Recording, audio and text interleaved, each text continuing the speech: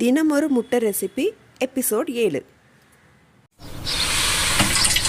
Welcome to Raji அக்கா kitchen. இன்றைக்கி வாங்க டவர் பேன் கேக் எப்படி செய்கிறதுன்னு பார்க்கலாம். கொஞ்சம் வித்தியாசமாகவும் ரொம்ப யம்மியாகவும் பசங்களுக்கு பிடிச்ச மாதிரியும் நம்மளும் ரசித்து சாப்பிட்ற மாதிரியும் செய்யலாங்க. கொஞ்சம் ஓவரை பண்ண பனானாஸ் எடுத்துக்கோங்க.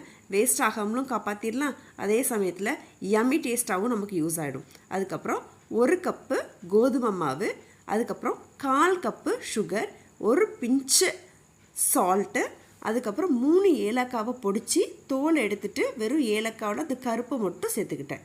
அதுக்கப்புறம் 100 ml வாட்டர் கொஞ்சம் கொஞ்சமாக சேர்த்து ஆட் பண்ணிக்கிட்டேன். ஏன்னா ரொம்ப தண்ணியாக போயிடுச்சுட்டா பேன் கேக்கு தோசை மாதிரி உட்காந்துரும், அதுக்கப்புறம் அது அந்த ஷேப் கிடைக்காது. அதனால் கொஞ்சம் கொஞ்சமாக சேர்த்து அந்த திக் கன்சிஸ்டன்சி பத்தலைன்னா இன்னும் கொஞ்சம் சேர்த்துக்கிட்டேன். முட்டையை மறந்துட்டேங்க. என் பொண்ணை போய் எடுத்துகிட்டு வான்னு சொல்லி எடுத்துகிட்டு வந்து கொடுக்கும்போது என் கையிலேருந்து தவறி கீழே விழுந்திருக்க மாதிரி ஆயிடுச்சு.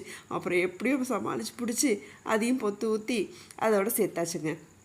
இப்போது மெதுவாக ஃபோக் இல்லைன்னா விஸ்கு வச்சு நல்லா அந்த பீட்டை அது கொடுத்திங்கன்னா எக்கு அந்த மாவில் நல்லா கலந்துரும். நல்ல வேளைக்கு தண்ணி கம்மியாக சேர்த்துருந்தனால இப்போ எக்கு சேர்த்ததும் கரெக்டான கன்சிஸ்டன்சி வந்துருச்சு.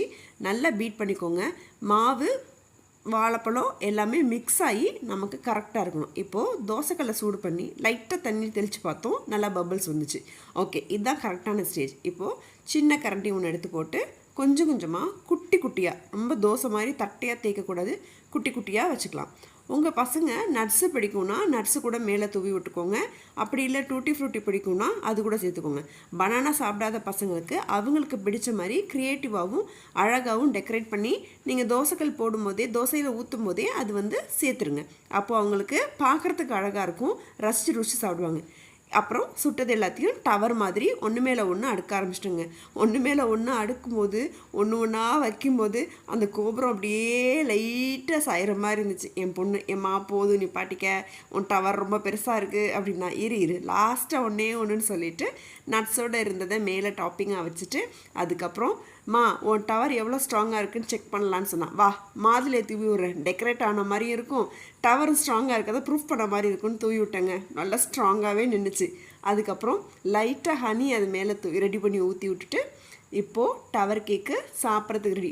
என்னடி மாதிரியை போட்டு செக் பண்ணுற, சுற்றியே காட்டுறேன் பாருன்னு சுற்றியும் காமிச்சேங்க. டவர் நல்லா ஸ்ட்ராங்காக இருந்துச்சு. ரெசிபி ரெடி, என்ஜாய் பண்ணி சாப்பிடுங்க, செஞ்சு சாப்பிடுங்க. தேங்க்யூ.